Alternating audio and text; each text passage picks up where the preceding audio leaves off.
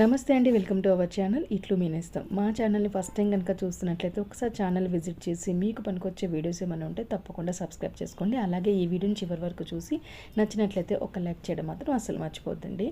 ఈరోజు ఒక చిన్న టాపిక్ అండి, ఆకలి ఉన్నా లేకపోయినా చాలామంది నిజమైన ఆకలి లేకపోయినా బోరుగా ఉన్నప్పుడు, ఒత్తిడిలో ఉన్నప్పుడు లేదా టీవీ చూస్తూ అలవాటుగా తింటూ ఉంటారు. ఇలా తరచుగా తినడం వల్ల శరీరానికి అవసరమైన దానికంటే ఎక్కువ క్యాలరీస్ చేరి బరువు పెరిగే ప్రమాదం ఉంటుంది.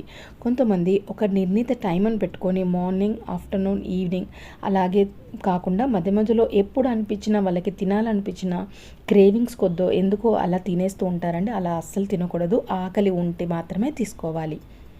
ఆకలి లేకపోయినా తినడానికి కారణాలు: ఒకటి, ఒత్తిడి, స్ట్రెస్ లేదా బోర్గా అనిపించడం, లేదా తగినంత నిద్ర లేకపోవడం, లేదా ఎమోషనల్ ఈటింగ్, లేదా తరచుగా జంక్ ఫుడ్ తినే అలవాటు ఉండడం. కొంతమంది ఒక టైమింగ్స్ అని లేదా ఇన్ని పూటలు తినాలని ఉండదండి. ఎప్పుడు అనిపిస్తే అప్పుడు ఏదో ఒక డబ్బాలో చేయి పెట్టడం, ఏదో ఒకటి తీసుకొని తినడం, అట్లాంటి అలవాట్లు ఉంటాయండి. అది అస్సలు మంచిది కాదు. నిజమైన ఆకలిని ఎలా గుర్తించాలి? కడుపు ఖాళీగా అనిపించడం, లేదా ఏదైనా ఆహారం తినాలి అనిపించడం, లేదా తిన్న తర్వాత సంతృప్తికరంగా అనిపించడం. మనం ఎప్పుడైనా భోంచేస్తున్నప్పుడు ఇవన్నీ కన్సిడర్ చేసుకోవాలండి. ఖాళీగా ఉంటేనే, కడుపు ఖాళీగా ఉంటేనే తినాలని అనుకోవడము, లేదా ఆహారం మీద ఇంట్రెస్ట్ ఉండడం, లేదా తిన్న తర్వాత ఇంకా చాలు అని మనకు ఒక ఫీలింగ్ కలుగుతుంది, అప్పుడు భోజనం ఆపేయాలి.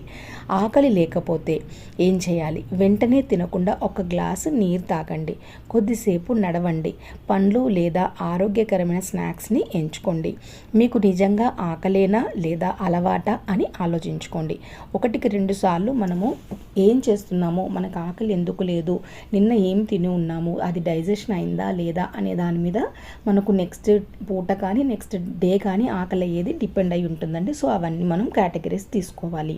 గుర్తుంచుకోండి, ఆకలి ఉన్నప్పుడు తినడం ఆరోగ్యం, ఆకలి లేకపోయినా తినడం ఒక చెడు అలవాటు. ఆరోగ్యకరమైన జీవనశైలి, సరైన అలవాట్లు, ఆహారపు అలవాట్లు చాలా ముఖ్యము. అందరూ ఆరోగ్యంగా, సుఖంగా, సంతోషంగా ఉండాలి అంటే మనం తీసుకునే ఆహారం చాలా ఉపయోగపడుతుంది. అలాగే ఆ ఆహారము ఎంత మోతాదులో తీసుకోవాలి, ఎప్పుడు తీసుకోవాలి, అలాగే ఆకలి ఉందా లేదా అనేది కూడా చాలా ఇంపార్టెంట్. ఇవన్నీ మీరు గుర్తుంచుకొని అందరూ ఆరోగ్యంగా ఉంటారని మనస్ఫూర్తిగా కోరుకుంటూ, సర్వేజన సుఖినో భవంతు.